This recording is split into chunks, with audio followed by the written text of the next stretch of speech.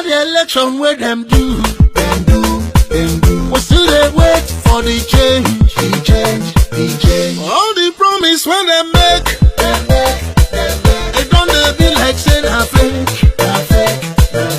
Where the money, where the food. Cause everybody want improve. Since you come, no tears and pain. We don't tire to complain. I see the bad way you've been do. You don't tear Nigeria into two. 97% and 5%. You know been talk like president. They rule Nigeria with sentiment. And take your office to revenge. Oh yeah now, Oga Buhari, we dey beg you. Let Nigeria no go scatter for your head, yo. Yes, sir.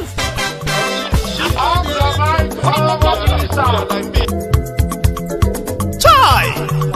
Now wow, people wey suppose talk truth to power don't off mic.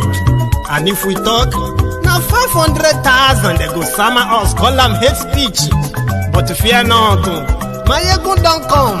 Ingo torchlight every corner, nooks and cranny of all these bad people where they spoil our country.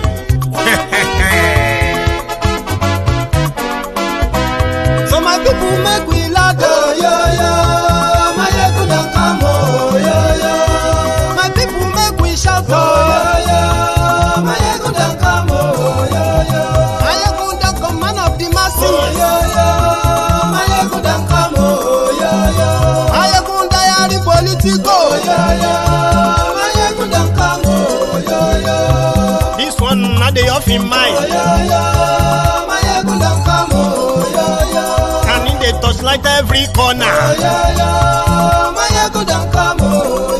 Okay, some people be they holla say they want the power. Chai, them be promise us say we go get light and power. Them hustle sote they can't get the power. But now they know they do anything with the power. Every day, dollar just they get the higher power over naira. See them talk say make we off mind, but thank God say Maiyegun don't come. So my people make you ladder, Maiyegun don't come, my people make we shout, Maiyegun don't come, Maiyegun don't come, man of the masses, Maiyegun don't come, Maiyegun Diary Politico, Maiyegun don't come, this one not they off in mind, Maiyegun don't come, person where they do evil, no one make person talk.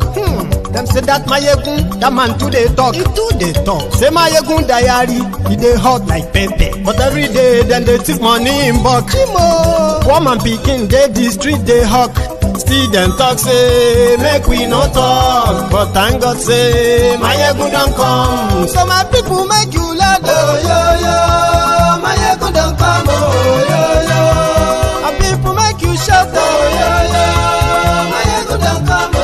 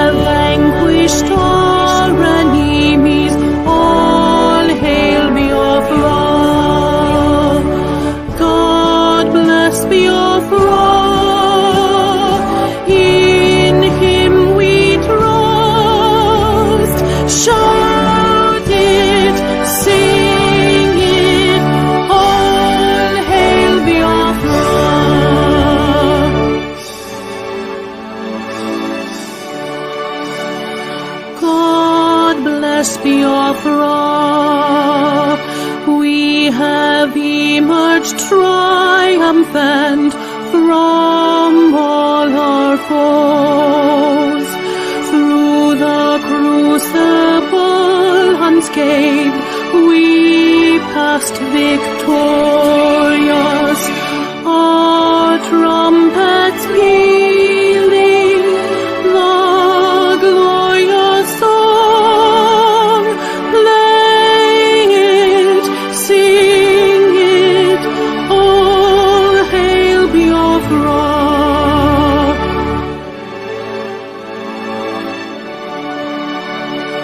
Oh, hail Biafra. We shall always remember all that perished in the struggle for our freedom. All hail our heroes. Our prayer shall be known both day and night. Say them always. All hail Biafra.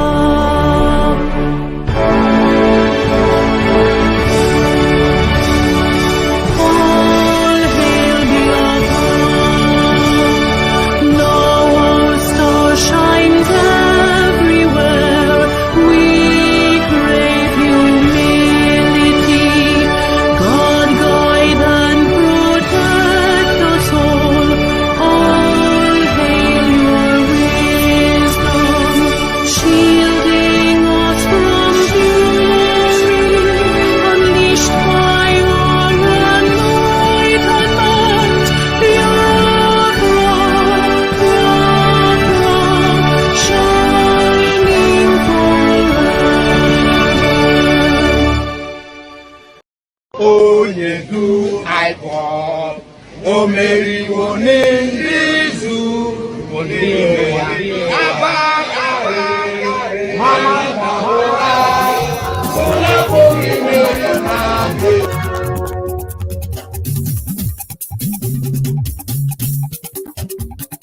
Good evening to you. Good afternoon to you. Good morning to you from wherever you are watching from. This is Maiyegun. Maiyegun làwa mọ̀, làwọn tó dòdòdò. Maiyegun ti dé o, ọ̀rẹ́ ará ìlú. Lórí Facebook, lórí YouTube.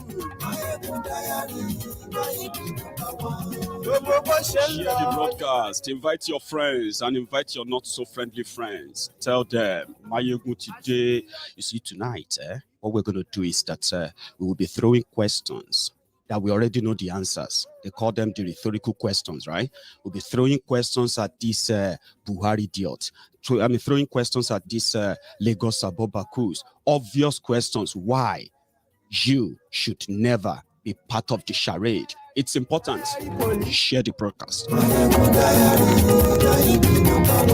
Godfatherism kò sí lọ́rọ̀ Maiyegun. Maiyegun Diary. Ẹ farabalẹ̀ ṣẹ́ o kẹ́gbọ́rọ̀ lẹ́nu. Maiyegun Diary. Àní Maiyegun làwa mọ̀ o, làwa mọ̀ tó dòdòdò. Maiyegun Diary.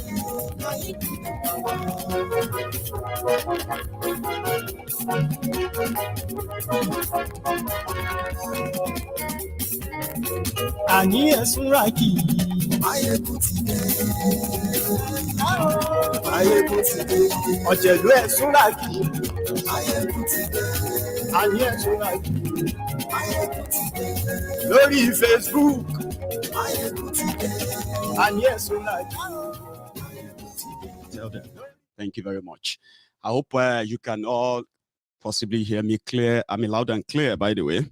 Thank you for joining me tonight again from wherever you are watching from. This is Maiyegun Live. Tonight, we want to treat further the statement of Tinubu And I'm actually going to give you some other announcement as well, which comes with this. As we do it all the time, just pay attention and follow. When you disagree, if you disagree, there's likely going to be a section where you can grab your phone, call in, and hear your own disagreements, talking about legacies. Tinubu said he's running to be president of Nigeria because he has the capacity, he has the competence, he has the whatever, he has the blah, blah, blah, blah, black sheep to take Nigeria to the level of Dubai. You possibly have read that somewhere where some of these clowns have started making up conjectures to, portray Tinubu as the idealist in a way. But he said he is coming to build on Buhari's legacy. Can we begin to check all those legacies? Because we know them. And if you are one of the Lagos Abobakus, or maybe your own chapter is the Oshogbo Almajiris, or maybe you are one of those Abroadian Buhari idiots, those patriotic Nigerians living abroad, painting the picture of El Dorado to the percentage mummuns, the local Buhari idiots back in Nigeria. You see, patriotic Nigerians from abroad, whoever or wherever you belong to, let's begin to trash the legacies that Tinubu is coming to build on for your APC. Now, listen to this. Whatever you like, you can make of this, okay? I am a Yoruba man, a full-blooded Yoruba man. I know my father, and I also know where he comes from. My father knows his own father. His own father knows his own father too. So they all knew themselves, and I can give you the traces. It is not somebody from Iragbiji that is not even so proud of it in the first place, that I will be so kind of blackmailed, right, into accepting a crooked criminal, senile, demented criminal to be my leader anywhere, anytime. So whatever you like, you can make of it. But the point here is this. The criminal that you probably are projecting, you are doing so on a criminal platform called APC, Egbekegbe. So whatever we call the legacies of Buhari, they are the legacy of APC, Egbekegbe. And before you drag me into it and say, oh, well, maybe we should see it the other way. No, you can see it the other way if you really want to get the other result. I mean, different results, so to say, right? Legacies of Buhari. When these guys came together, because one of the problems that Nigerians do have, some say, I mean, some people said that it's not just Nigeria, it's like black people. Wherever. I won't use that blanket statement, I'll say. So I would rather use Nigerians. One of the things they suffer from is called Stockholm Syndrome. Stockholm Syndrome, whereby the calamities they experience daily in their lives, yeah, and they are probably managing and surviving, makes them forget about the hardship of that yesterday, the agony. That is why the criminals who put this on them or who brought this upon them can always represent themselves, because majority of Nigerians are suffering from Stockholm Syndrome. Some actually suffering from selective amnesia, and some suffering from deliberate amnesia, those who deliberately pretended that they can't remember these evil men and what they have done and what they are doing. So it is better on Maiyegun's Diary Politico to always remind you so that you don't maul everyone into one, one disastrous journey again, only to turn around and start blaming other people for that. Stockholm syndrome. When these criminals came together, they came with the slogan of fighting corruption. Don't forget that. They came to fight terrorism and bring peace to Nigeria. Don't forget that. They also said they came, what's the thought? I mean, the thought the things Buhari said he was going to do: fight corruption, fight Boko Haram, and what? I can't remember. But again, using their manifesto here, they said they were coming to end corruption. Today, Nigeria is more corrupt than before they came in. Oh, I remember. He said economy. Now, let's take them on the three. Corruption, security, and economy. In 2015, when these criminals took power, mind you, from record right now, they said PDP, people destroying people, that they borrowed, the total money, the debt they left was 6 trillion naira in 16 years. The debt of Nigeria has now crossed over 40 trillion, which means in 6-7 years, these criminals, they took Nigeria to the, so they put Nigeria into indebtedness of over 30 trillion naira. But what can you show for it? Exponential corruption, exponential poverty. And then, under this corrupt government, from the word go, it has, it was all about what can they grab. It was pretty much like they have a timer of when Nigeria is going to collapse, and they just want to take whatever they can take. Let's start from the Babashir Lawal under this Buhari's APC, Egbekegbe, corruption. Babashir Lawal was appointed as the secretary to the government of Nigeria under Buhari. You remember it took him 6 months or 7 months before he finally selected the saints to be his ministers. But his first appointment was that of Babashir Lawal. And these heartless criminals, under them, within 6 months, they emptied the Nigerian silos in northern Nigeria.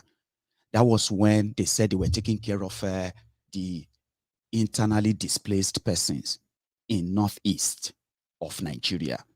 Babashir Lawal, Buhari started, started a committee, as they always call it, right? That committee is Presidential Committee on Rehabilitation, Resettlement, and Relocation, blah, blah, blah, blah, of the victims of Boko Haram. Now, that should have been a legacy for a government that came on the back of, the killed, the slaughtered, and the displaced people of northern Nigeria to start with. What did they do?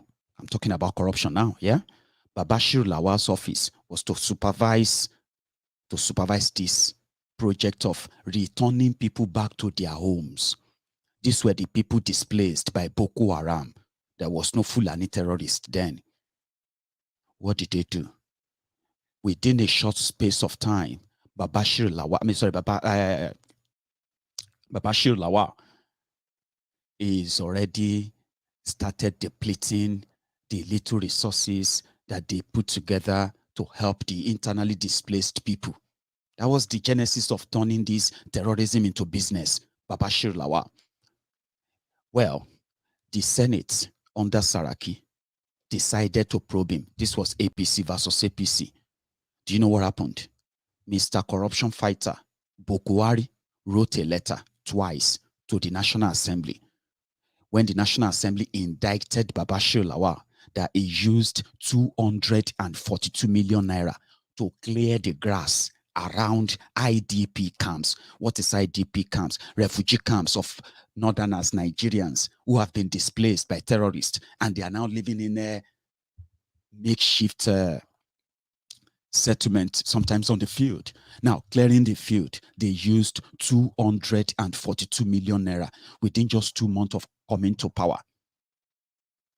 Buhari wrote to the National Assembly that he investigated Babashir Lawal, and Babashir Lawal is as clean as a wool. That in fact, the report of his investigation said Babashir Lawal did a great job.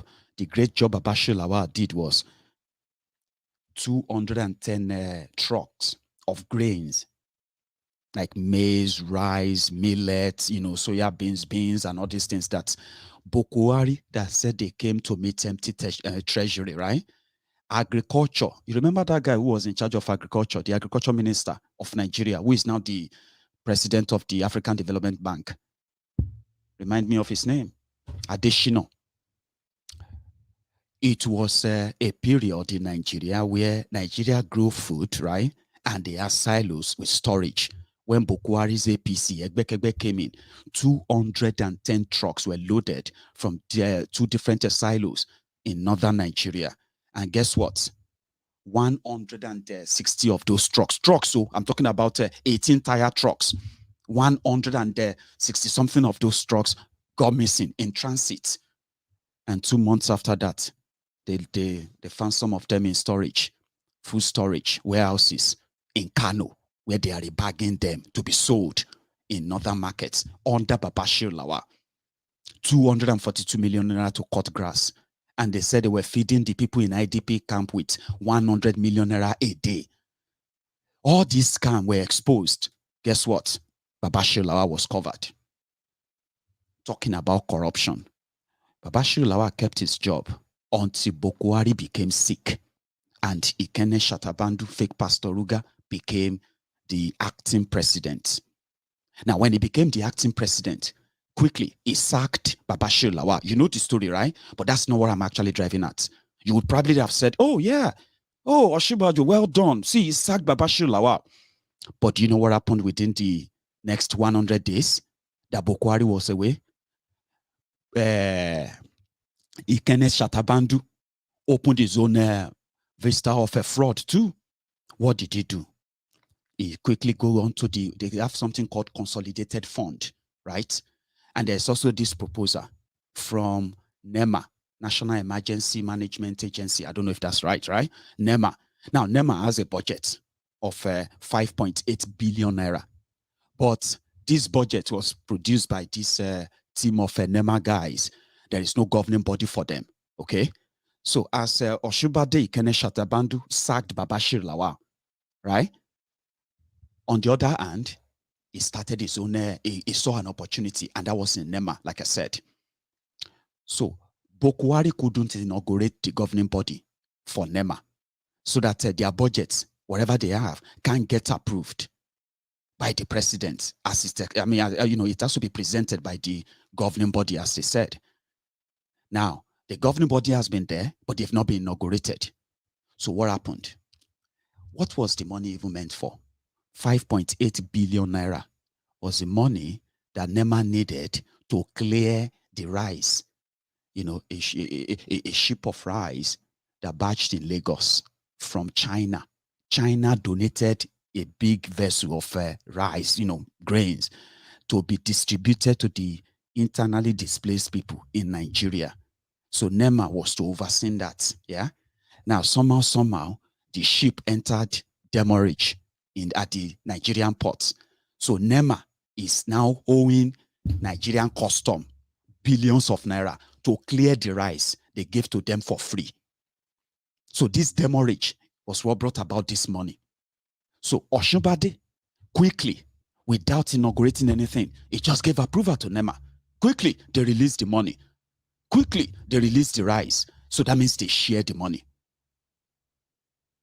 The National Assembly now investigated that corruption. How could you do that? That's corruption on its own. You are a lawyer. How could you? But you know the drill. Corruption. The people that came to fight corruption under these same corrupt criminals, they gave you Magu. Maguluta Crook was the star boy. Oh, he was going to go after this, he was going to go after that. Then the drama started.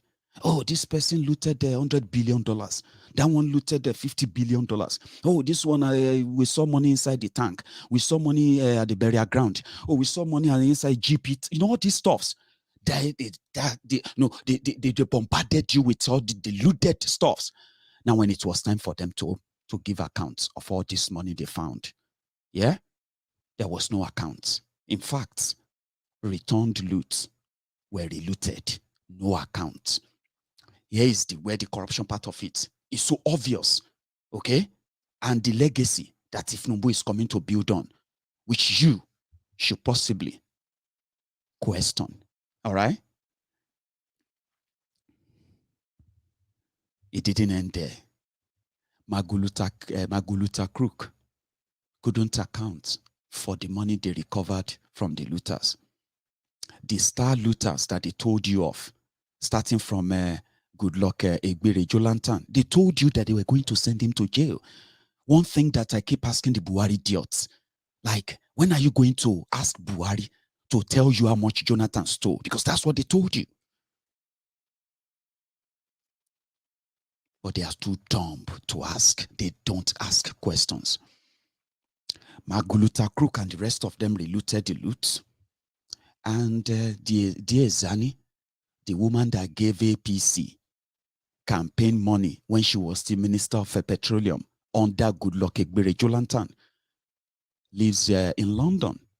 All this while they are mesmerizing the Nigerians with the entertainment of fighting corruption, Zani was putting up different makeups here in the UK, enjoying her life. There was no single request from Nigeria to have Zani brought back to Nigeria. Corruption. But when election came, professor that will tell you what corruption has done to Nigeria, a fake Pastor Ruga, he championed the corrupt campaign right before your eyes. They had no economic plan. For 4 years, no real economic plan. They destroyed your jobs. They destroyed your economy. They destroyed they destroyed everything. Enough that you felt the brunt, that they had to actually use the force of the military to rig themselves back in. The legacy of the Buhari. Last, when they asked them, where is the money you got back from the looters? Where is the money?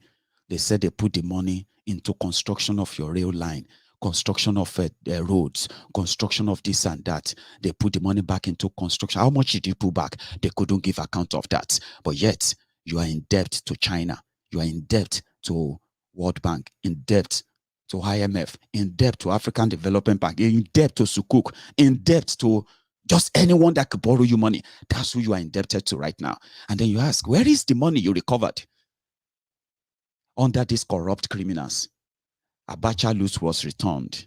Guess what? It was during the 100 days that Ikene Shatabandu was acting president. The Abacha loot of about $350 million was returned to Nigeria. And Ikene Shatabandu came and he said the money will be shared to the poor people, the poorest people in Nigeria. So that's it. Then the following day, they made an announcement that they are agreeing to a new loan from World Bank to fight polio in northern Nigeria. What was the loan they were asking for? They got approval for a loan of $170 million to fight polio in northern Nigeria. They got a return loot of over 300 million. Yeah? They said they were going to share it. And you know what that means? Election came. The same fake Pastor Ruga came up with an idea. Trader money. Wasn't that corruption? Buying election? Buying votes with government money. The guy even crashed in Kogi. That didn't discourage him from loading a lot of money in choppers, flying about, sharing money. Legacy of Buhari on corruption. The final one is that the people they told you were going to go to jail for different corrupt practices of theirs and how they have harmed you pre-2015, they ended up being your senators in APC. governors in APC, this in APC, that in APC. Then you are trapped in between. Okay, what can you do now? Now that journey is what you're about to go on to. When you have a corrupt element, coming up with, we have, we have an idea of how to fight corruption. Look around you. Do you still need an example of what corruption looks like? And those who claim to be fighting it, do you still need an example for that? Of course you don't. On security, Tifnumbu, APC, Egbekegbe, Buhari, Ikene Shatabandu, and the rest of all these people who will come to you and tell you about their efforts in keeping Nigeria safe. Are you safe right now? Are you? Of course you are not. You know that. You are only temporarily safe until your city is invaded. But let's go back to memory lane. Yes, Abuja got bombed, attacked by Boko Haram.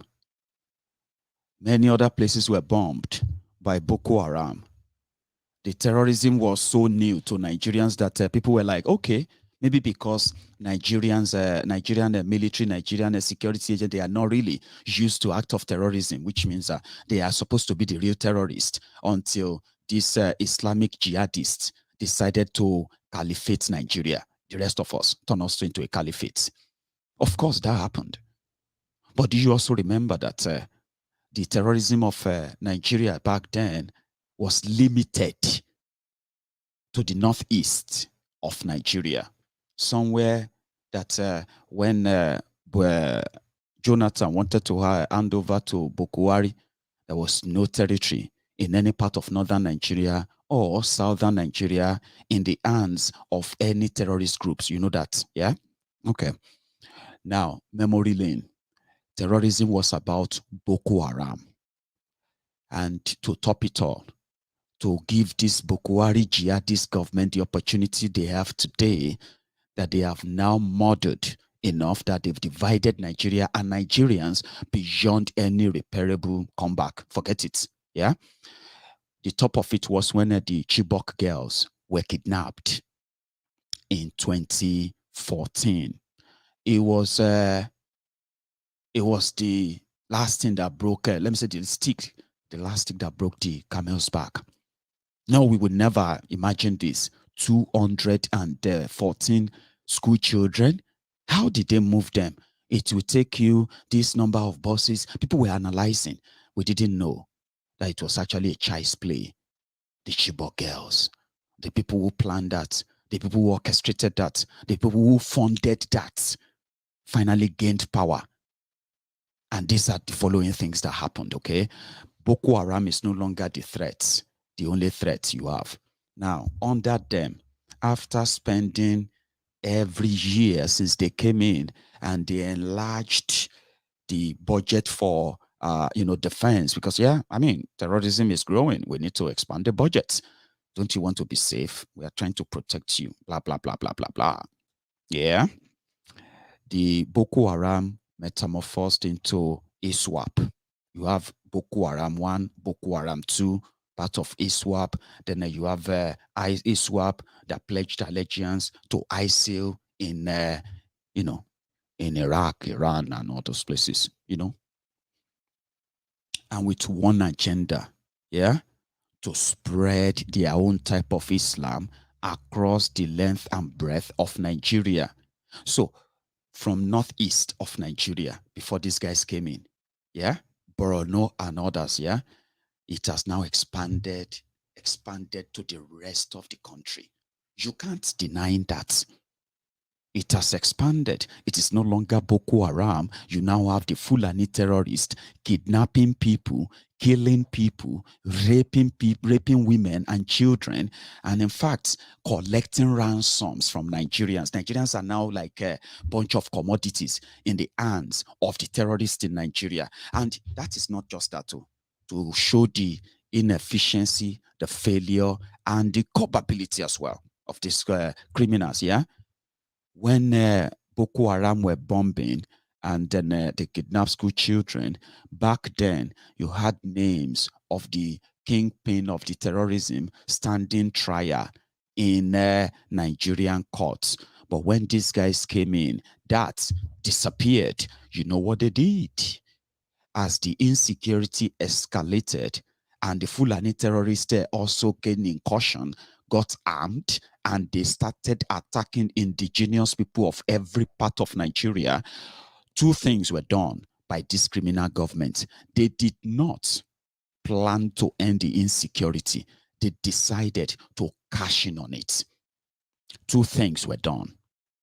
That is why you no longer see terrorists standing trial in Nigeria. Now, that is why those who were standing trial before are no longer standing any trial in Nigeria. But activists, self-determination, campaigners, agitators, and the rest of them, those who have been pushed to the wall, those who have been strangulated, choked, that they can't breathe, the indigenous people who have now said, no, we have had enough. The reason why they said they have had enough is this. The insecurity in Nigeria escalated. First, the insecurity in Nigeria was costing Nigerians, including southern Nigerians, billions and billions and trillions of their money, of their own sweat, fighting insecurity in northern Nigeria. But now, the insecurity is now taking their lives, still taking their money. You get what I mean? So that escalated quickly. They did two things. First, they changed the criminal service chiefs, the military chiefs, and the rest of them. And they appointed those who are ready to secure the regime of Buhari.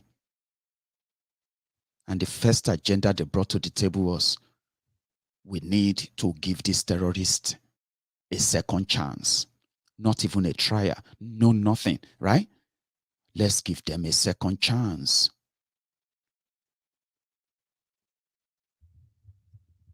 Sorry, guys. I completely paid so much attention to the camera that I'm not reading your comment, but I'll come back to that. That was their first agenda. They called it Operation Safe Corridor.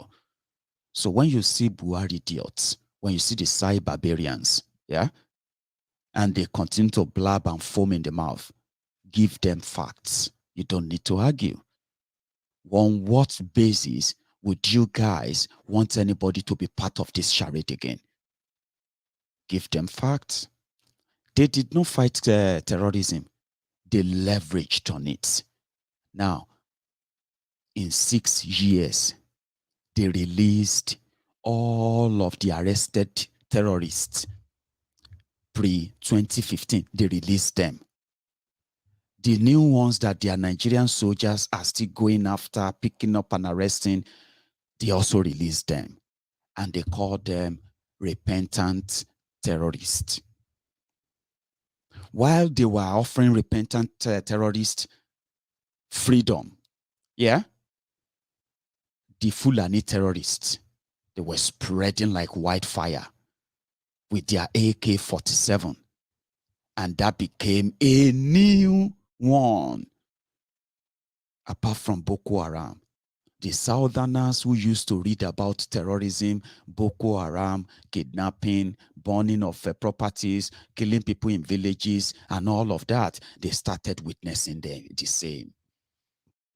This time around, not in the hands of the Boko Haram, but in the hands of the Fulani terrorists. What did Buhari's government do? Tackling the menace of Fulani terrorism. Yeah? They decided to bring something called Ruga. But before Ruga, they said for peace to reign, we need to give the killer Fulani herdsmen grazing routes or cattle colony. People were like, are you mad? Cattle colony, who's going to give cattle colony to who? Okay, people are not taking that. What about National Livestock Program? National Livestock Program will require, people or the government of every state, yeah, to partner with the government of Nigeria and provide land. So government of Buhari will give them money. So on those lands, right, National Livestock, so they will now build schools, they will build houses, they will build a play center, ranches for the killer Fulani herdsmen. That's another option. At a point, they were even asking Buhari, what is the meaning of national livestock? Livestock. Livestock. National livestock. I would talk about it. He doesn't know. He doesn't. I think he doesn't know. These are all directed at Mr. President. So corruption, yes, let me. He can talk for himself. He doesn't know. He doesn't. I want Nigerians to give you another opportunity to do another 4 years. Why? Well, he doesn't know.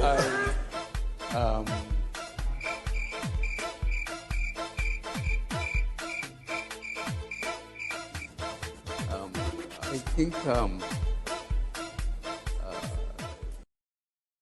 do you understand? It doesn't know. But I just told you what that was all about. It's a disguised rural grazing area, ruga, national livestock. Maybe that would be more appealing to people so they can give up their lands. That didn't fly either. All these efforts were to placate and learn how to live. Sorry, to placate the killer Fulani herdsmen and learn how to live with them. That is their own solution to stop the spreading terrorism all over Nigeria, especially southern Nigeria. They didn't stop there. Buhari's government, APC, Egbegbe, which Tinubu is part of, which fake Pastor Ruga or Shimbade is part of, they also decided to push a legislation to give all the waterways in Nigeria to the Fulani government of Nigeria, FGN, so that the control of all your waterways and 10 to 20 kilometers of land. Many of you living in Lagos today, yeah, in order to placate the Fulani terrorists in Nigeria, the solution of APC, Egbekegbe, was to give your waterways. Everywhere you see water in Nigeria, you will count 1, 2, 3, 4, 5, 10 kilometers of land. If you live anywhere close to water, you will forget those places. They will become the properties of Nigeria. And people said the plan was to then resettle the Fulani terrorists from all this Sahel who have used force, brutal force, to force the hand of Nigerians using the hand of the lifeless mannequin in Abuja. That is tricky, isn't it? So tricky and cheeky too. How could the government just use a proclamation, a law, and say, oh yeah, every water in the country belongs to the government? And in fact, 10 kilometers of land from that water, from the bank of every waterway is that of the government of Nigeria. That's it. And then to make it legal, right? Then what we have to do is that let us gazette it. Once you gazette it, it becomes part and parcel of Nigerian law, the fake law. Oh yeah, why can't we just create local government for those areas? 10 kilometers is bigger than a village. You know, we can create local government, give them names. Boom, that's it. So people are smart that way. And in fact, it is because of the distrust that APC, Egbekegbe, they've come to plant within Nigerians. Because without that distrust, they can't be in power. Trust me, they can't. If people agree that these crooked criminals have done so much damages to almost everything, right? They will be out of power in hours. They'll be done with. So that distrust makes you feel like, why do you want to take control of our waterways? What happened to the waterways in northern Nigeria? Are you going to take them over as well? Oh, no, they don't have waterways that much. It's not so much enough. Like the pool, a big one, massive ocean in southern Nigeria. This is how tricky it has become when it comes to the level of insecurity. They escalated it. They now turn it into money-making machine. They are not even Like, there's this thing I read online. Please, if you understand what I'm about to say, I can't remember the name they gave to it. Asymmetric war. Is that what it's called? A non-winnable war. You know, when your military are fighting war, in your own eye, you think they are fighting war, but they are fighting not to win. It's like a commercial war. And in war, human lives will have to be sacrificed. In this case, even their own soldiers. Please help me. I've got smart people on MaiyegundsDiary that always kind of follow that. Tell me, what do you call that war? The war that there is no plan to win it. That's exactly war the Nigeria is fighting with the terrorists in Nigeria. On the other hand, Nigeria is also fighting war with our own citizens. The government of Buhari, APC, they destroyed your economy. The insecurity on its own destroyed your economy by more than 50%. Unknown criminals started gaining prominence at the national stage. Miyetti Allah. Under APC, then we started hearing about Miyetti Allah. Miyetti Allah now sending threats to state governors. Miyetti Allah now countering the decision of a region under this APC. There is no effort to cut down and then end insecurity in Nigeria. Of course, there is none. Yoruba said we are going to start, we are going to protect ourselves by bringing up our own local police, because we have come under the attacks of Fulani terrorists, even though we don't share any border with them, but our people are now paying ransoms to Fulani terrorists in Odogbolu, Ijebu. Ijebu people, they pay ransom to terrorists, or your people paying ransom to terrorists. Ondo people paying ransom, paying with their lives to Fulani terrorists. Everybody is, boxed in, but not because they can't defend themselves, but because Nigeria frowned at you defending yourself. That is the legacy of Buhari. And guess what? That destroyed your economy. Miyetti Allah got so grown and so powerful that they could declare the food blockade, my dear brothers and sisters. When you're fighting a war, put it this way. Nigeria pretend to be fighting war with the terrorists. But it is not the war they want to win. Obviously not. They have made that obvious to all of you. It is not the war they want to win. They want to manage it, make money from it, while your economy take a fall for it. Then Southern Nigeria says, why should we be paying the price of the misplaced Fulani terrorists from the Sahel? We want to protect ourselves. No, you can't do that. That's going to be like you going after Fulanis. Come on, we see these guys with guns and all these crimes. We shouldn't be paying this price. We are living far away from them. Why? Because you are part of Nigeria. That is why. And they said no. Tinubu and gang, they kept quiet. Don't ever forget that. Your Miyetti Allah declared war on the Yoruba, the Igbos, the Ejos, the Shekiris, there are people from the coastal Biafra, as well as our people in the Middle Belt.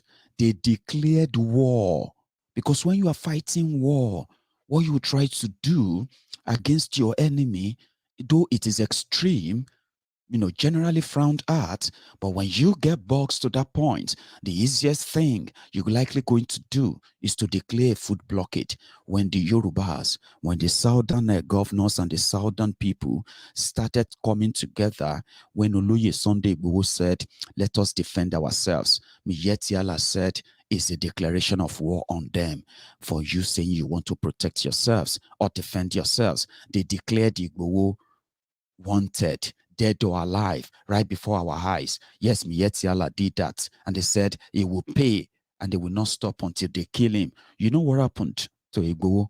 I'll come back to that. The governor of Benue State, Autumn, he said we need, after paying so much price for the for the people, the people of Benue State. Thousands of them were murdered and killed by this murderous Fulani terrorist, yeah?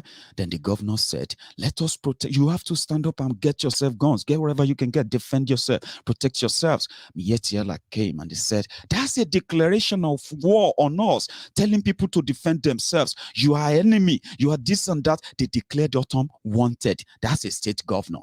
Okay, and then when the southern Nigeria came together and they said, we are banning open grazing, we are banning movement of cows and foot in southern Nigeria. In fact, this is it, we are done. Miyetti declared food blockade. Yes, they did, and that lasted for days. It didn't work though. Yeah, it didn't really work, right? But that declaration is a signal, and for days, Buhari's government, APC, Egbekegbe, they said nothing because they said they are not in support of the ban on open grazing. In fact, you don't have any right to ban the movement of any Nigeria. In Nigeria, guess what? The Fulani terrorists and their cows, including these ones that speak French and all that, yeah? They are Nigerians, said by a governor, a PDP governor, Bala Muhammad from Bauchi. He said there is this misconception among Nigerians that they have to do everything to educate all of you, that every Fulani from every part of Africa or the world is a Nigerian. Do you get that? So whenever they come, they see themselves as Pan-Africanists. And so, okay, if they are Pan-Africanists, why are they not in Ghana? Why are they not in Kenya? Why are they not in South Africa? Are those places not Africa? Are they not Pan-Africanists? He said every Fulani Kauriara is a Nigerian. And that is why Nigerians must be educated, enlightened, to make sure that they learn how to accommodate them. Bala Muhammad, governor of PDP. Do you see why they are not different from one another? It is from frying pan to fire. If you believe any of these rogues, any of these hungry, hungry jobless boys and girls of PDP as well, telling you that, oh, I agree with you, because you are talking about Buhari and APC. They are all the same. Those they are looking up to, they are all the same. You are going to jump from frying pan to fire, from fire to what? To a bigger furnace. That's what that is. He said, protect yourselves. Miyetti declared war. For days, Nigeria didn't say anything. Nigeria didn't say anything because Miyetti was speaking their mind. It was under this same Buhari's government that Miyetti said they were going to offer us in Yoruba land security. Can you believe that? Yeah, it happened. It happened, of course. They did a meeting in Akure, Ondo State, where they said they were doing they are working out a settlement so that this Miyetti that did a food blockade so that they can work something out. Guess what? They called a meeting in Akure. APC, Egbekegbe governors from northern Nigeria, the Almajiri, terrorist governors of this northern bloc, yeah? They came down to Akure and they brought the Miyetti and their gang to Akure at that meeting in Akure, where Mimikwa and the rest of them were there. They said, oh yeah, we have reached an agreement. Miyetti, they are going to be in a joint patrol with, they're going to be in joint patrol with Amotekun. Oh, really? Yeah. So if you see any Miyetti joint vigilante truck anywhere in Yoruba land, you know what to do. Just make sure, say, you know, see them again on your streets. You get what I mean? So when we said that, the governors went by, they said, boy, this one don't make sense. So this thing will be just proposed. And indeed, it didn't make any sense. Miyetti providing security for us in Yoruba land. Are you joking? Anyway, they had the same opportunity in Anambra. They are part of the security of Anambra under Obiano.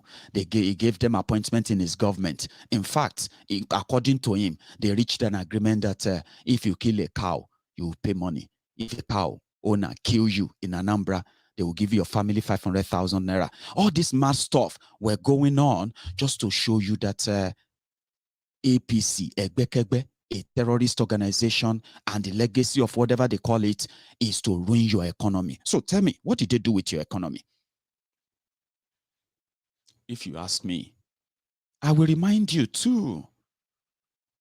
In all these soul killings and all of that, Tinubu and gang said Buhari is doing a great job. The president is doing everything, he's doing his job, he's doing that. Your economy, the farms were destroyed, farmers were killed, others displaced. And guess what? Nobody gives a damn about them among these criminals pushing this your one Nigeria. You have, you had about 13 million of you. They said you were jobless. 13.5 million jobless Nigerians in 2015. Yeah.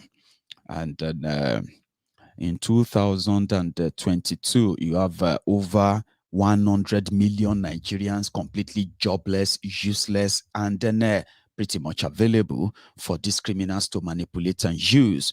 Depends on where you want to choose to belong to. APC, Egbekegbe, came to kill, to ruin, and to destroy. Yeah, that's what they came to do. And every time you remember them, you remember these rogues. And also remember this, in every of these that I've mentioned so far, none of them spared you as a Yoruba man. None of this spared you as an Hausa man. None of this actually escaped you or your household as an Igbo man and what have you, including when you didn't agree with them. You share in the whole madness they have brought upon the entire people, right?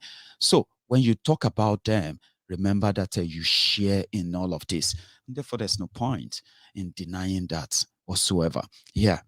Joblessness increased under this criminal government and their agents. The most ridiculous one was this, right? Choosing your own leaders, something that should at least something that you would expect them to have built on in after 2015. But they are rogues and criminals, and look at their antecedents. Look at them from wherever they all came from to join together, including Tinubu and gang. What are their antecedents? Do they really allow people to choose their leaders?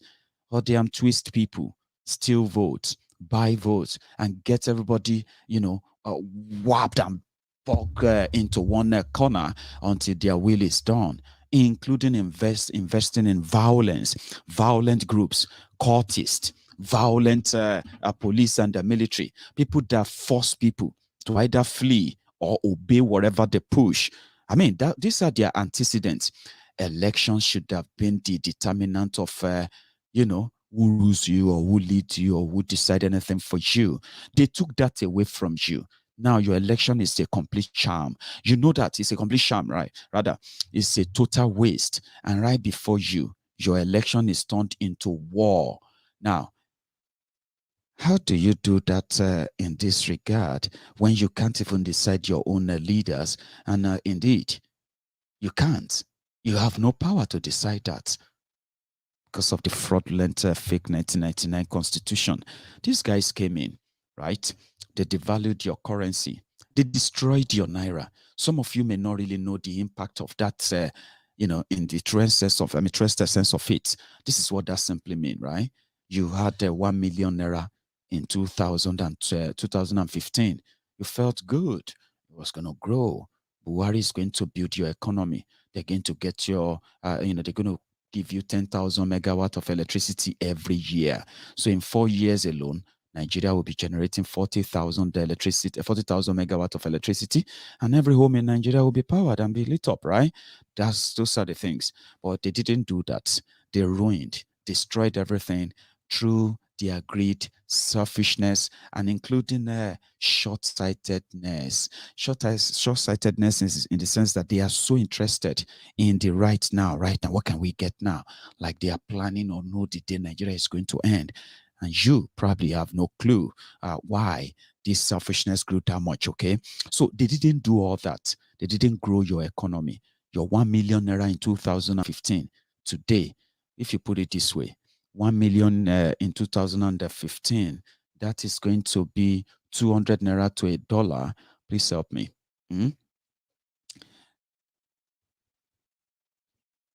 that should be $500, if I am not, hang on. No, it should be $5,000, I believe. Tell me, is that it? $5,000 in 2015, your 1 million naira. Now that $5,000, right, could possibly, get you a lot of things that you won't be able to get today. Now your 1 million naira today, if you now cut that down, it is going to be, thank you very much. I think,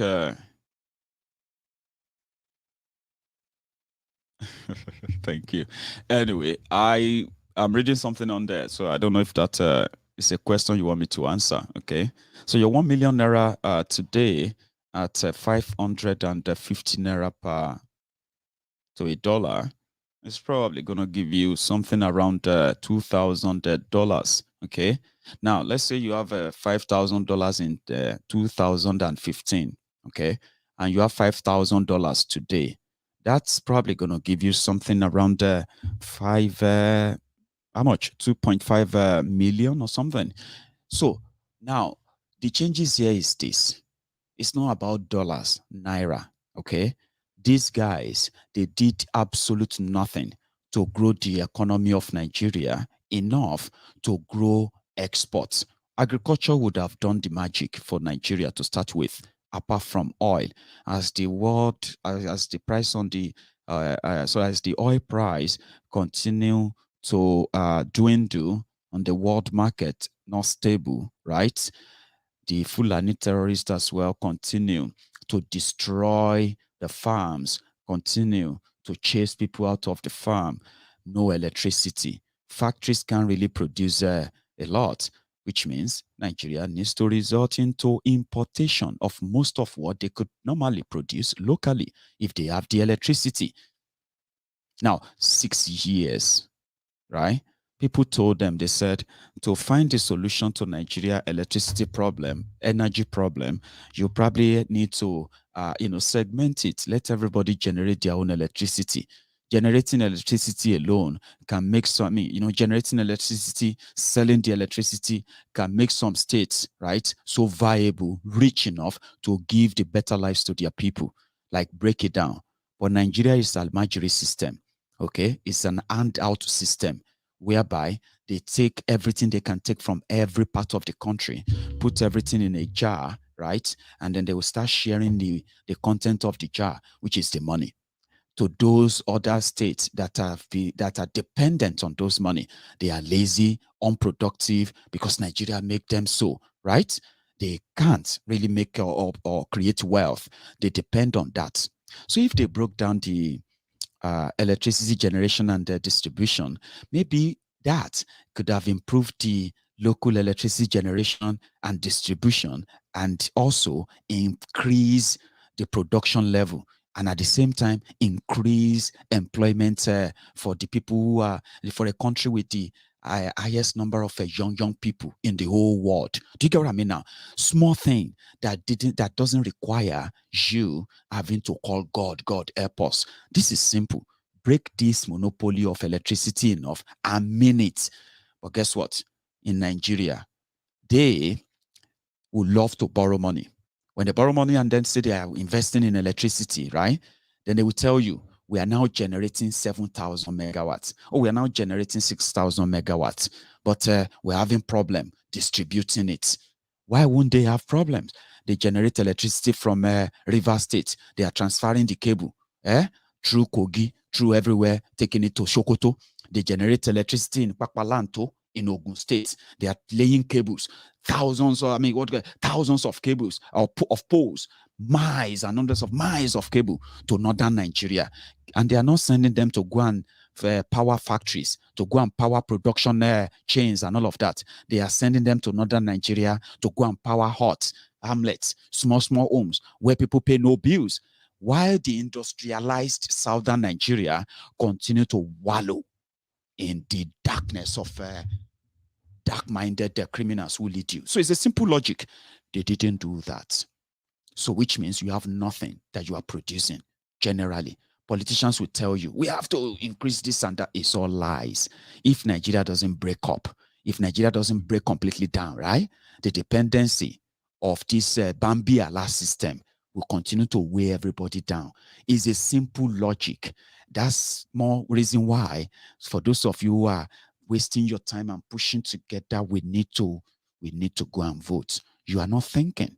If you are thinking, you will channel that energy to something else, which can be more productive than the energy you are channeling towards this fraud that will keep you in perpetuity of poverty to start with. So you have nothing you are producing, which means you depend more on what people buy and bring into Nigeria.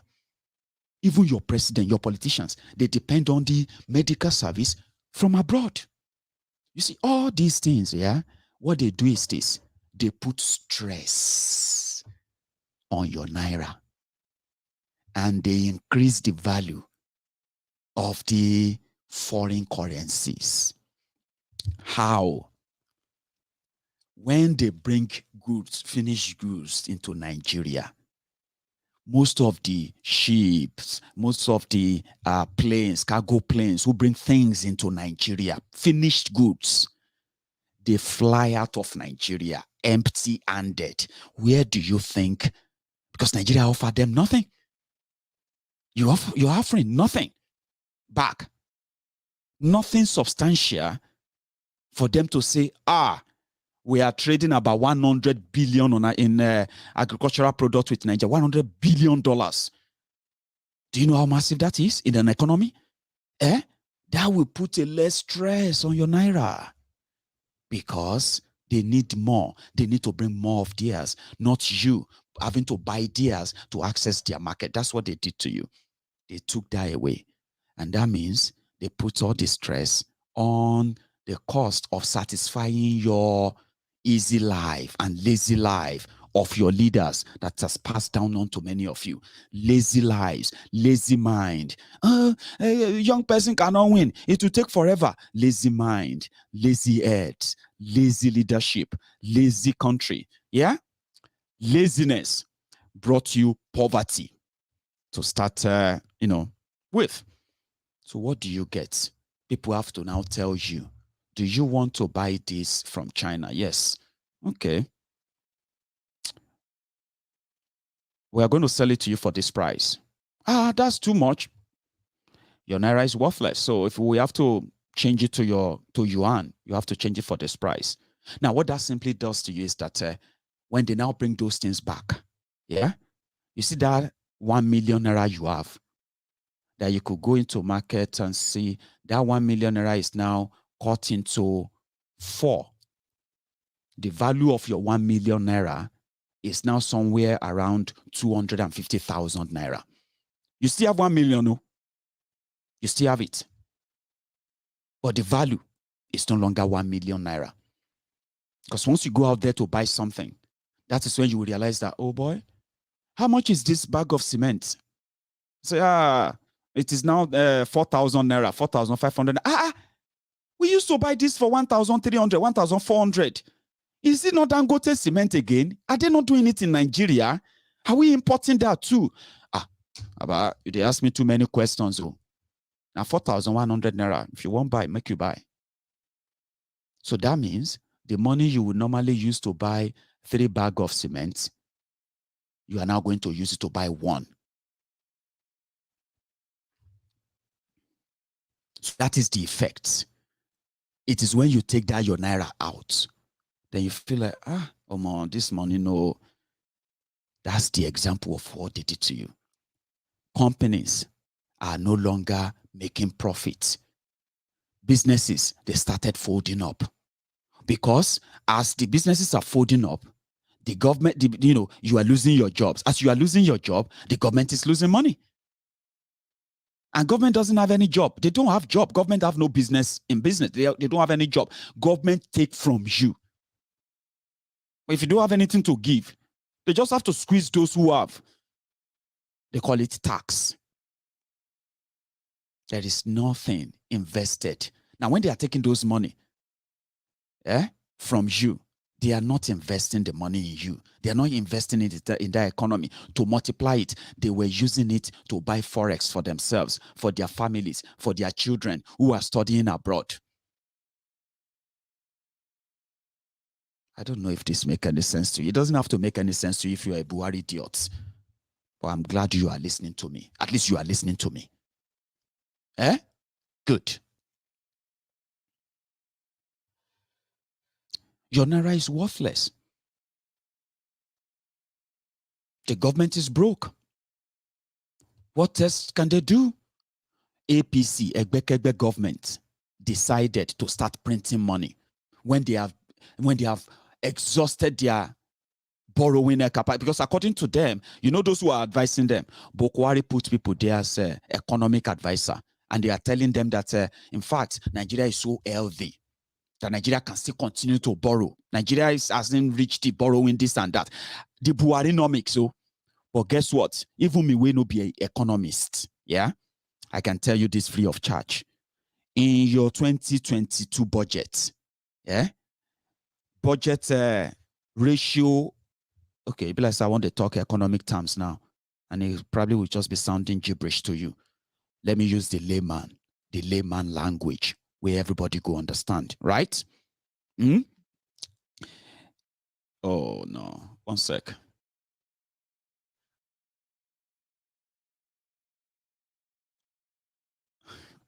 You know what? Give me a minute. I'm going to be back on this. Something popped up. So sorry about that. One sec.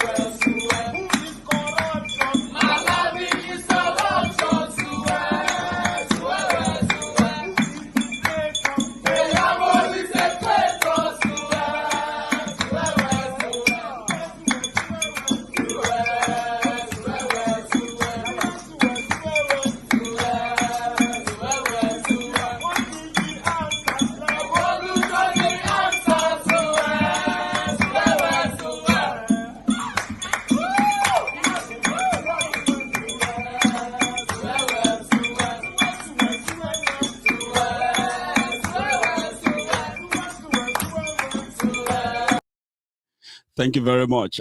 Sorry about that. Something came up and I'm like, I need to actually tackle that as soon as possible. Okay. So Buhari appointed economist and you now have Buhari-nomics. Okay.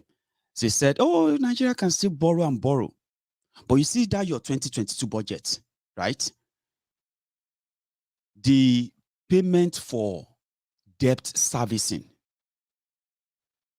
alone is going to take more than 4 trillion naira. More than 4 trillion naira to service the gbese they have borrowed so far. In the same 2022 budget, they are planning to also borrow another 12 trillion out of the 17 trillion budget, which means they have a target of generating 5 trillion only this year. Can you believe that? 5 trillion. because people are poor, no job. People are just waiting for whatever these criminals can hand to them. Gary, rice, anything that you can give to the 1,000 recharge card, anything, just give us anything.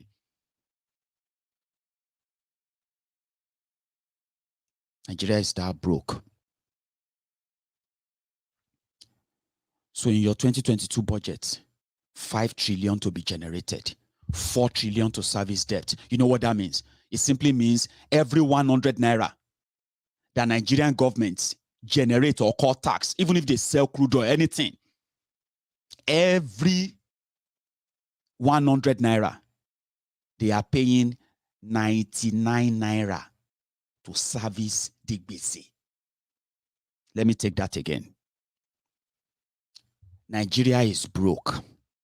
Nigeria under Buhari, they have borrowed your destiny to the fault that every 100 naira they make, call it tax, so sell property, government property, sell crude oil, every 100 naira, not 100, okay, make I use dollar. Every $100, no, use naira. Make I use naira. 100 naira they make. They have to use 99 naira in 2022 to service their gbese because Nigeria's gbese don't cross border under these criminals. So they have no money to pay teachers. To pay themselves, they don't have money. They don't have money to buy cars. They don't have money to service all this luxurious life they are living. They don't have any money. As Nigeria is right now, they have no money. That is why Nigeria as a country wrote a budget of 17 trillion. Padded by people who want to steal money for their own election this year. Yeah? 17 trillion. But they are going to go and borrow 12 trillion of that money. From the 12 trillion they will borrow, yeah? From every money they generate, they have to start paying back 99 naira from every 100 naira. 900 naira from every 1,000 naira. 9,000 naira from every 10,000 naira they make. 99,000 naira from every 100,000 they... Oh, man. What do you think that is going to be? More poverty, more joblessness, more crime. When these guys were done, yeah, they are not even done. They even went into the Central Bank of Nigeria. They started printing money. I mean, you know, when you collect tax here, collect this, collect that, you borrow money here, there, and there. And it's still not enough. It's not enough. They went into Central Bank. They started printing money. Inflation, hyperinflation is what you're going to be dealing with under these criminals. So what legacy gone is Tinubu, Oshimbade, fake Pastor Ruga, Devulu Mayi, Oji Uzo Kalu, who else again? What legacy gone are they coming to build on? Now, question I ask you, because since yesterday that Buhari, lifted the ban on Twitter, it be like say the sewage boys, they are back, fake accounts, faceless bunch of sewage boys, hungry twats, and then the deluded, selfish uncles and aunties abroad. They are resurfacing, we are asking questions. What legacy exactly are they talking about? I'm waiting. They went to, because even Pastor Ruga, he said, about anything will happen now, we move. How you move them is up to you. But guess what? I got this. I don't know if, Ojuzu or Kalu, the same people who are doing, what's that song again? Or something like that, yeah? They also went to Ojuzu or Kalu. No, Ojuzu or Kalu, please. Please, my name is Alhaji Mohammed Murtala. I'm a grassroots politician. I'm here to beg you to come out and contest for the president of Nigeria 2023. Because it is the turn of our Southeast to produce the next president. The Southwest have taken their slots. The Northerners have taken their slots. The South have taken their own. So it is the turn of an Igbo man to take it. And we need somebody like you because you are very energetic. You can travel from here to anywhere. If there is trouble in Maiduguri now, You will be in Maiduguri in less than an hour. You are an action man. We know we have your record. Thank you, Excellency. Please, we are appealing to you, sir. Help us and come out. Nobody will get it. Nobody, sir. Nobody, sir.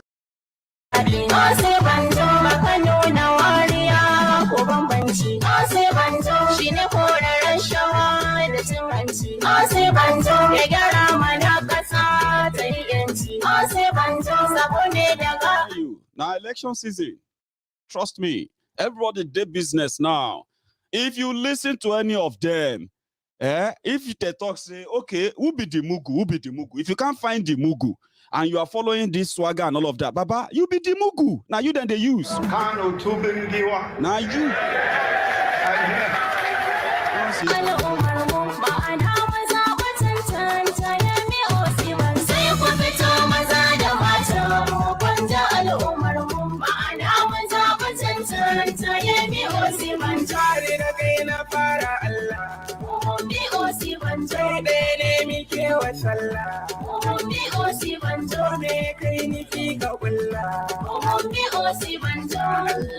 Mugu, you are the Mugu. Listen, people said if you don't participate in their election, they are going to pick themselves, they are going to do this and that. We said, do it. Now here we did where we told you that you will regret Buhari. So somebody is now, listen, somebody is now trying to say, if you don't, some will tell you, right? If you don't support PDP, APC will continue and Tinubu will be your president. And so, now, I mean, Buhari became president now. Many of you who jump up and down. Some of you have become jobless today. Yeah, I mean, we were here. So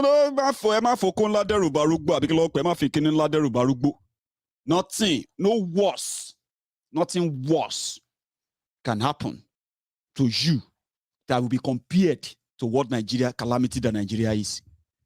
Don't let anybody, it doesn't, we cannot just, listen, we are waiting for our time, our day.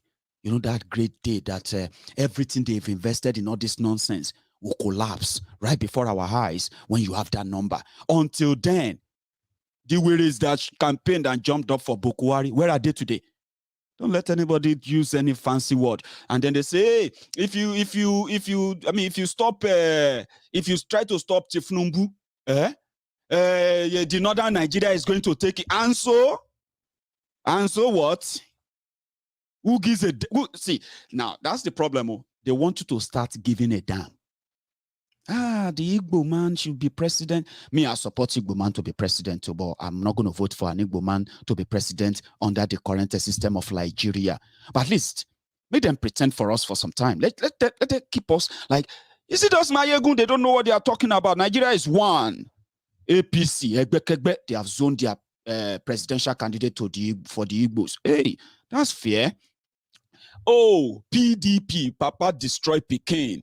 They don't zone their own blah blah blah to the. I mean, under the same rig system, you know me, I won't vote, and I know many of you won't. I mean, it's practical. May them use that one, counter us, and say, "Shut up your mouth.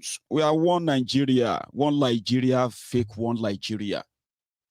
So don't let anybody intimidate you with. They will write their names. They will put their people there, and leave us alone. We told you in 2015. Me, we sit down here. I think I actually won so many enemies for telling you that Buhari is demented. I remember that. And many of you, the wearies that are now jumping on my post right now, look at them. The wearies did all these Lagos Ababakus that jumping up right now. Many of them, they told you, didn't they? They told you in 2015. You are going to regret for not voting for Buhari because Buhari is going to surprise all of you. My people, Buhari never surprised all of you now. Buhari surprised everybody. He even surprised his own followers. So what's the worst? Tell me, what is the worst that can happen? Boko Haram will take over Lagos State when Tinubu comes in, Abi? What's the worst? Have they not taken over the whole place already? Are these guys not already kowtowing and all of that to them? Don't let anybody blackmail you with that nonsense, okay? They did it in 2015. What is the result? What? What is the result? We are waiting for that time when enough people will say, oh boy, this charade don't do. Everybody just find a level, find your way. So if you look at me and you are jumping up and down like, you are masturbating in public, shut up your mouth. You enemy, weary. Your senior brothers abused me in 2015, or maybe now you. How far with you? How far with change? How far with next devil? Joblessness. And then some of you who they actually, they're going to give you jobs soon. We borrow jobs. Shameless lot. We want you to tell us and convince us on those legacies. Don't tell us what's going to happen if we don't believe or accept you, because we won't. No, we won't. When you decided to put Buhari there, and from 13 million unemployed, jobless of you, right? Even those of you who had jobs then. Abi, today you are jobless, roaming the street. You know it in yourself. But you know one thing? Now your season, you did so. If this Maiyegun no shut up. Shut up your mouth, Maiyegun. Me, shut up. Your father. Ask them. Now here we were in 2015. This is 2022. I was here in 2019 telling you the same thing. But look at me. I am not close to where I can be kidnapped and ransom will be paid. I am not close to a place where Buhari's policies can take away my job. I am not near a place where your police can fire and shoot you and call it a stray bullet, accidental discharge. Because it be like, say, most of you serve Buhari idiot, you are mostly accidental discharge from your parent in a way, because it's so confusing. They are human beings with sense. They will shut up your mouth. You will see. God will shame you. Which God will shame who? God answered your prayer in 2015, brought you poverty, joblessness, insecurity, corruption, and the destruction of your dignity and humanity. That's what they brought. Look at me. I'm still here. Still telling you that but I'm just here to remind you. Remember, this is Maiyegun's diary. I am somebody who is just like, maybe if I was just writing everything in my diary and somebody just take them and start reading them, maybe all of you would just be laughing like, this guy called Maiyegun must be a very kind of one character guy. Look at all these things he wrote down, because those are my thoughts. I am a diary to remind you the born to suffer head, humbled slaves, obedient fools, sophisticated morons, that elections have consequences. And there is no amount of prayer, wishes that will take that away. So be careful of what you wish for. That's the point. Look around you. Look at them. Don't let anybody tell you any nonsense about what have you. Abuse me. You abused me in 2015. You will see. I don't see. You abused me in 2019. You will see how God will shame you. I don't see him. No be me, they shout, God, why? God, why? No be me. Now, una con they try the question God. The God where you expected to shame people who don't want Buhari to be president. Now, to you, God is going to shame Maiyegun that doesn't want Tinubu to be president. Look at that Sky Daddy. Oh, sorry, Sky Daddy. Please don't shame me. Don't shame me. These shameless people, these shameless Buhari idiots who have no shame. They said you cannot shame the shameless. Oh, they want you to shame me. Please don't shame me. Ẹ̀yin wèrè àtẹ̀yin àtàwọn tó ní à ń gba òròmọdìyẹ yín lọ́wọ́ ikú. Ẹni kò jẹ́ kóun lọ sákìtàn lọ jẹ. Look around you. Wọ́n fi ìyà ṣe yín ni. Suffer no dey tire you. It's a question, no. And I'm actually talking, I've told you, the legacies of a murderous legacy, divisive legacies are not legacies that anybody should plant on. Or pretentiously or hypocritically say, oh yeah, I'm going to build on your legacy. That's fraudulent. I don't like it.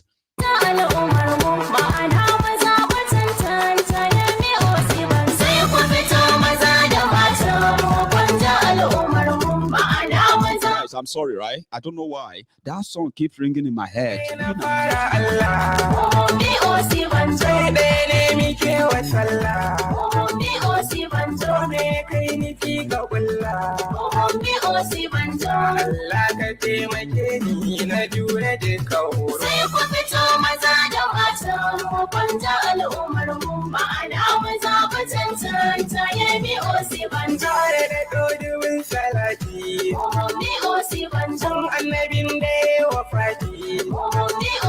Now beat the Buhari idiot are watching me. Nobody make that song. You did deny say Shibajo cannot challenge your Tinubu. Waiting be my business. I know they are there. We are just waiting for the time to expose that.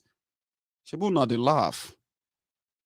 When your criminal Fulani jihadist government decided to kill Oloye Sunday Igboho, it was because of this election. They wanted to kill Igboho because of their 2023 election. They wanted to kill Nnamdi Kanu because of their 2023 election. Now we are watching them to destroy themselves because of 2023 election. You are doubting it. Maybe na Maiyegun make the song. Maybe na me do. Maybe na me go Kanu. Go ask people to. Meanwhile, talking about what they have done, the poverty level. For some of you watching me right now, you'll probably be like, "We'll talk about poverty all the time." It's real low. For Adamawa State, where their custom are not protecting the borders, but they go into people's homes looking for who have foreign rice, who imported rice, who did this, who did that. Today, I've been here yesterday. I don't care. This happened under Buhari in Adamawa. This is Adamawa State Custom Office.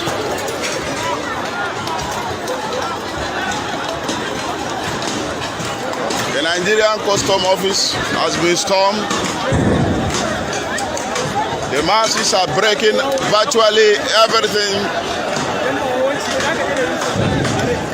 packing some food items,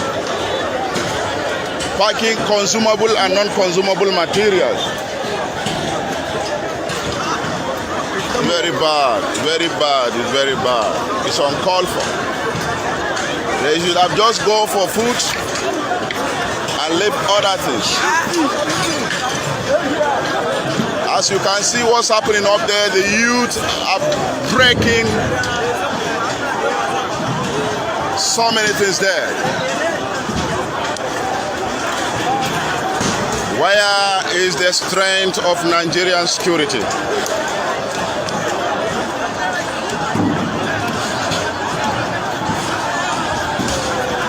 Very bad.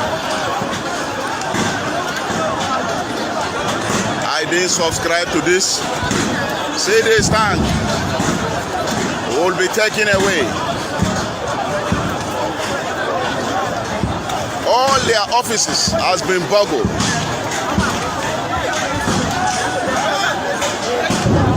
This truck is filled with beans. The youth are trying to evacuate all the beans to their various destinations. These Marco Polos, the youth are destroying the parts of the car, taking away the seat and parts of the Marco Polo.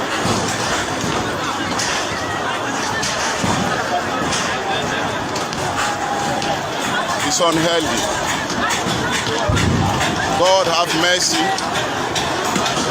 This is Adamawa State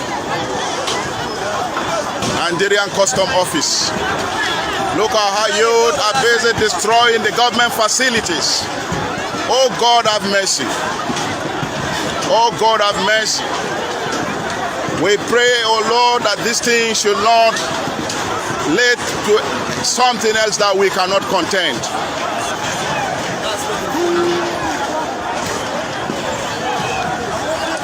God have mercy. God have mercy.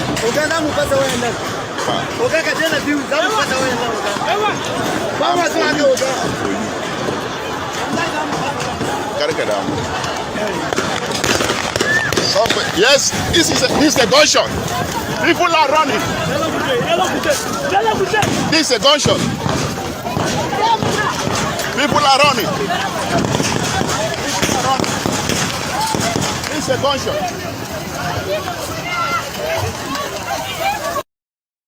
Run, no, run, no, run, no. Nigeria, that's Nigeria. All right.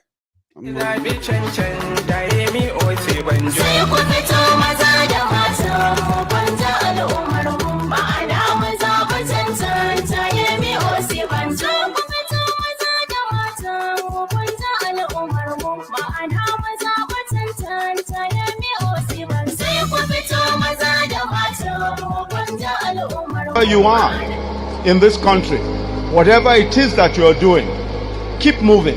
Don't look back. You will win eventually. Keep moving ahead. Whatever the situation, we move. Whatever the situation, we move. We move. Thank you very much. God bless you. Wherever the situation, we move. We move. We move.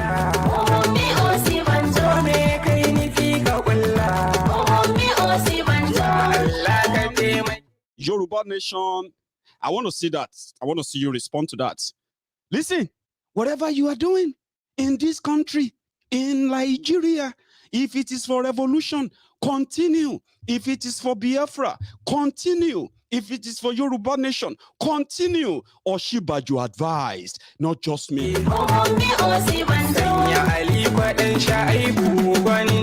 you are in this country, whatever it is that you're doing, keep moving. Don't look back. You will win eventually. Keep moving ahead. Whatever the situation, we move. Whatever the situation, we move. We move. Thank you very much. God bless you.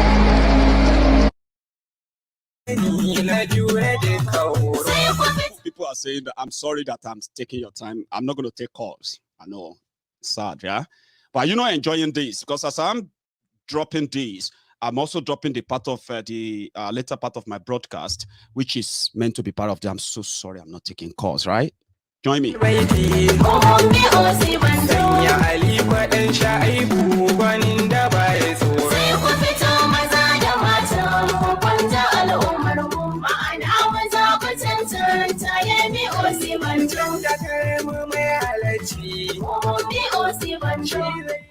So did you see that video where people invaded the custom office in Adamawa?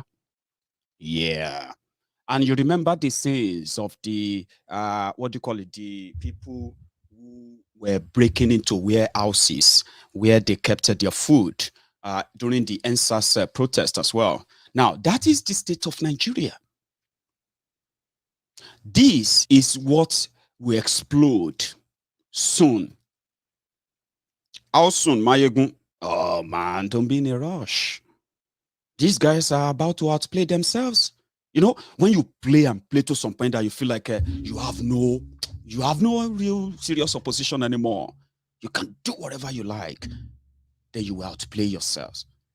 So we are not fighting you, or should we say we are fighting them because not fight. Oh. I wanted to say we are not fighting them when we say we are not going to be part of the rigged system. We want something better and we will get it. Yes, we don't have the number yet to put that stunt and put that surprise, as they will call it. But the absence of that proof now, does that deny the existence of the possible proof? Sorry, I think I'm mixing that up for you. Am I not? Well, what I'm trying to say there is that I know that they will outplay themselves. They currently, PDP, APC, Yoruba, Hausa, Igbo, Ijo, this everybody from everywhere who is part of the current rigged system in Nigeria, politically, traditionally, religiously, wherever, economically or business-wise, wherever, by association or by anything, right? Every one of them will outplay themselves. The system will outplay itself. Then it will collapse. When it collapses,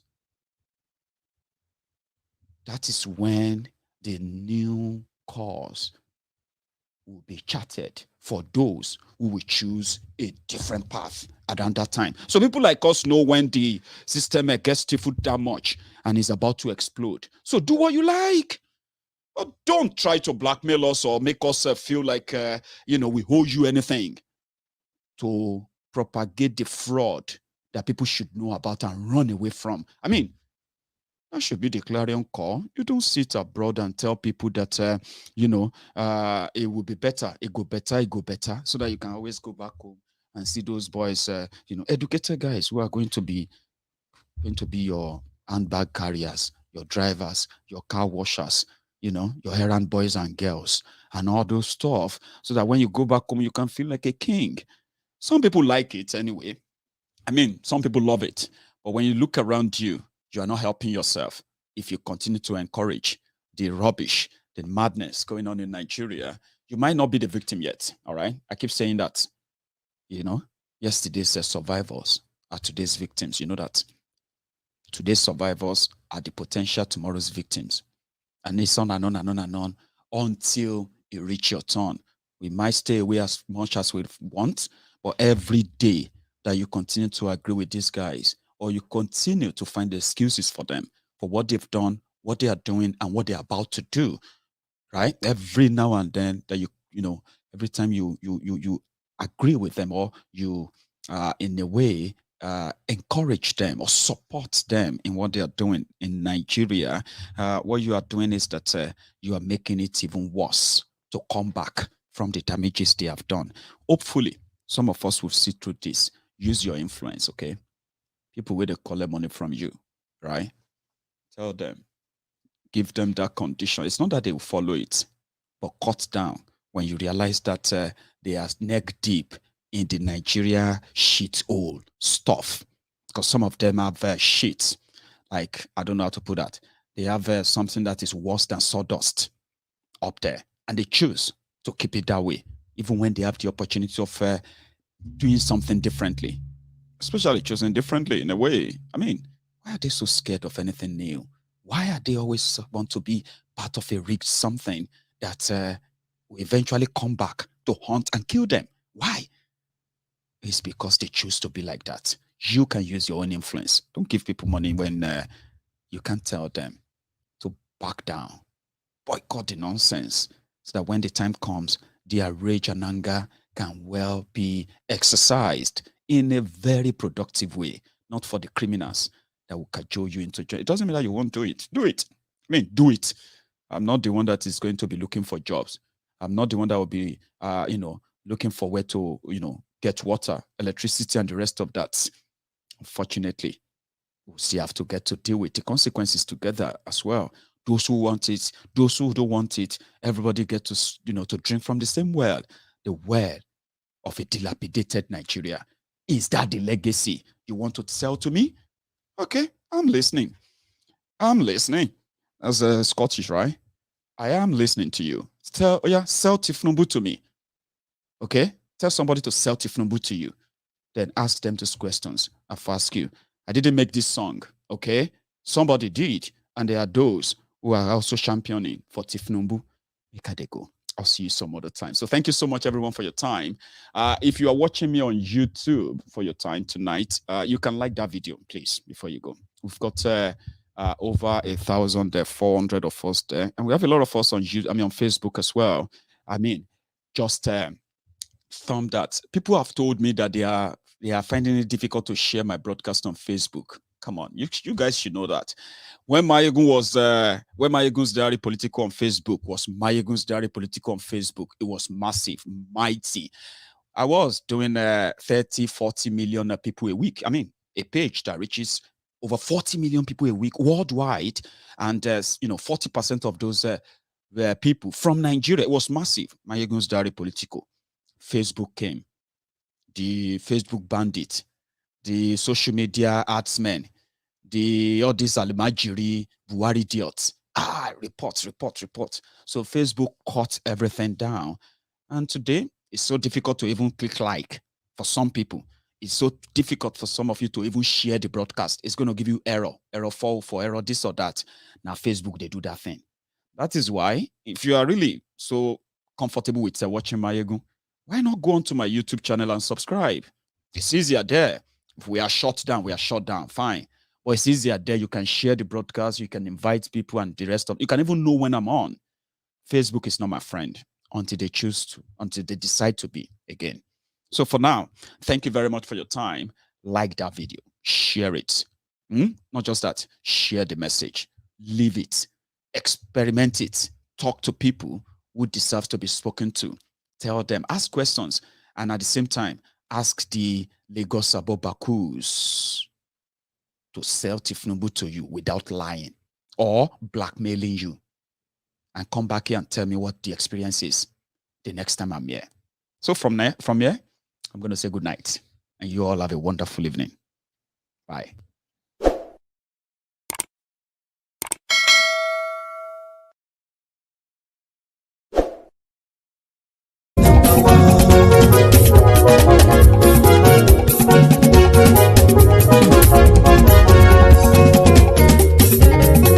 Àní ẹ̀sùn rákì.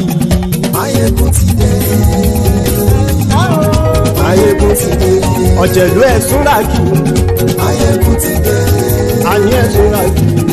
Maiyegun ti dé. Lórí Facebook. Maiyegun ti dé. Àní ẹ̀sùn rákì.